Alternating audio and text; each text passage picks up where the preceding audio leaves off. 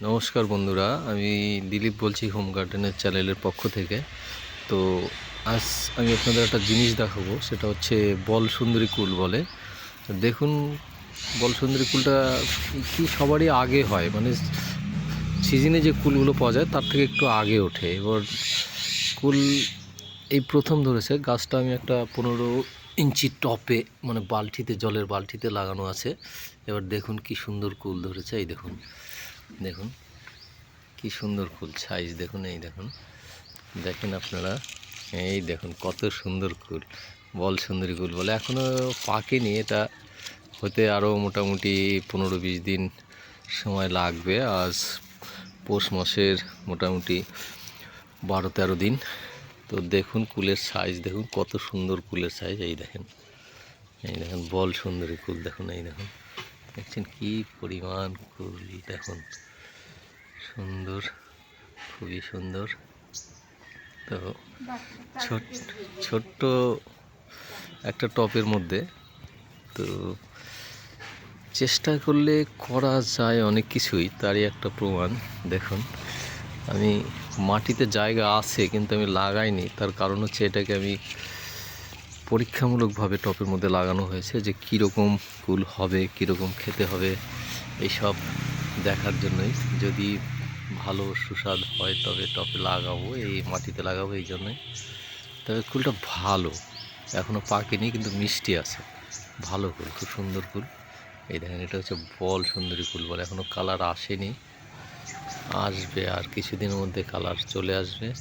মোটামুটি আর 15-20 দিন পরে খাওয়ার মতো হয়ে যাবে। দেখুন কি সুন্দর ধরেছে কুল, দেখুন গাছের ডাল মনে করেন হেলে যাচ্ছে, ওই একটা বাঁশ দিয়ে বাঁধা হয়েছে।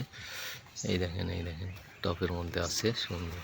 এবার আর একটা জিনিস আমি আপনাদের দেখাই, যেটা হচ্ছে আম, যেটা থাইল্যান্ডের থাই ভ্যারাইটির আম, সেটা হচ্ছে অল টাইম থাই ভ্যারাইটি আম যেটা বলে।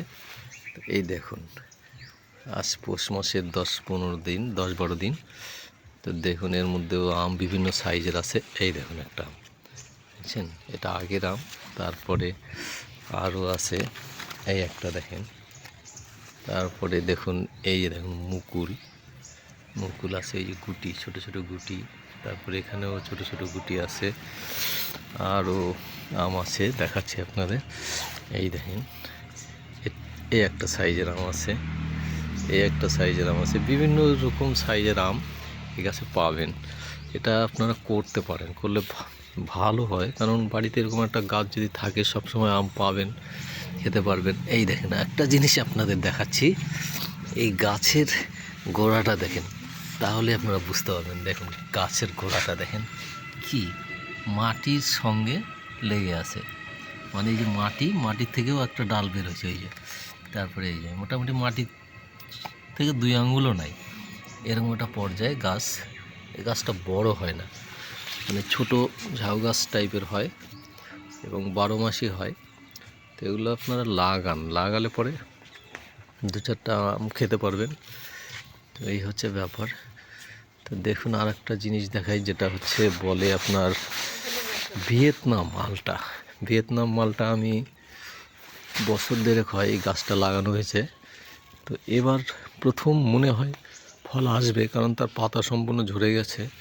ঝরে যাওয়ার পরে দেখুন, এই যে দেখেন একটু এখানে ছোট্ট কলির মতো এই যে আসছে, বোঝাই যাচ্ছে কলি হবে।